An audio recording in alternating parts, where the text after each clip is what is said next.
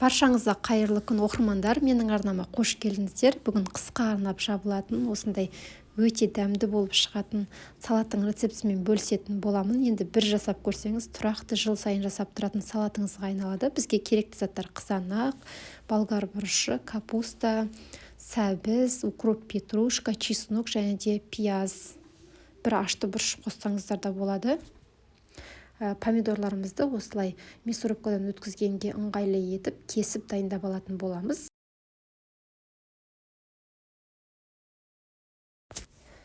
Помидорды осылай мясорубкадан өткізіп дайындап алатын боламыз. Помидорымызды осылай мясорубкадан өткіземіз. Мясорубка болмаса блендермен де өткізіп алсаңыздар болады. Осылай дайындап аламыз. Одан кейінгі кезекте көкөністерімізді турайтын боламыз. Қатты үлкен, кіші емес, орташа етіп турап дайындап аламыз болгар бұрышын. Ендігі кезекте сәбізімізді теркадан өткіземіз. Бұндай терка болмаса, қолмен де турауға болады. Пиязымызды тамаққа турағандай етіп турап алатын боламыз. Капустамызды да орташа етіп кубиктап тураймыз. Осылай бәрін турап дайындап алсаңыздар өздеріңізге ыңғайлы болады. Укроп пен петрушканы майда етіп тураймыз. Қоспасаңыздар да болады, бірақ қоссаңыздар салаттың дәмін ерекше кіргізетін болады. Енді ыдысымызды газымызға қойып, майды құйып, пиязымызды салып қуырып алатын боламыз. Нақты мөлшерлемесімен осы видеоның астында қалдыратын боламын. Достар, менің видеом сіздерге ұнаған болса, менің каналыма тіркеліп, комментарий жазып кетуді ұмытпаңыздар. Алдағы уақытта тағы да рецептермен бөлісетін боламын. Капустамызды 10 минут шамасында қуырамыз. Одан кейінгі кезекте сәбізімізді де 10 минут шамасында қуырып алатын боламыз.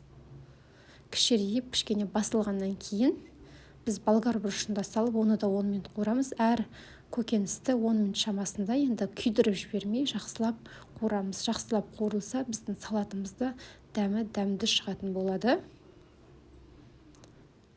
Әр көкөніс салғаннан кейін 10 минут шамасында қуырсақ бізге жеткілікті. Осылай қуырып алғаннан кейін біз қызанағымызды құямыз. Қызанағымызды құйып, біркелкі етіп араластырып аламыз бәрін. Бұл салат 45 минут қайнайды. Енді қайнатуға қоямыз. Осы уақытта банкамызды стерильдеп дайындап алатын боламыз. Крышкаларында осылай суға қайнатып алғандарыңыз дұрыс. Ашты бұрышты да бір штук ашты бұрышты да қосып жібереміз. Енді қайнағаннан кейін 45 минут шамасында қайнатамыз. 30 минут өткен осы жерде мен тұздарын, қантын бәрін салып алдым. Видеоның астына описание бөлімінде қалдыратын боламын. Қай затты қанша мөлшерде қосқанымды, тұзымызды, қантымызды салып аламыз 30 минут өткеннен кейін. Және де 70% уксустан бір ас қасық қосамыз.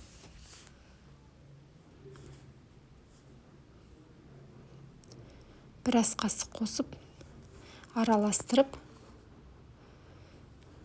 30 минут өткеннен кейін осы қантын, тұзын, банаға чесногын, укропын бәрін сала береміз. Укроп пен чесноктың бәрін салғаннан кейін тағы да 15 минут қайнатамыз. Енді 15 минут қайнатуымыз қажет. 15 минуттан кейін банкамызға салып жауып алатын боламыз. Стерильденген банкаларымызға бірден салып ыстықтай салуымыз қажет. Банкамызды жауып алатын боламыз. Міне осымен салатымыз дайын болды. Өте дәмді болып шығады. Енді міндетті түрде жасап көруге кеңес беремін.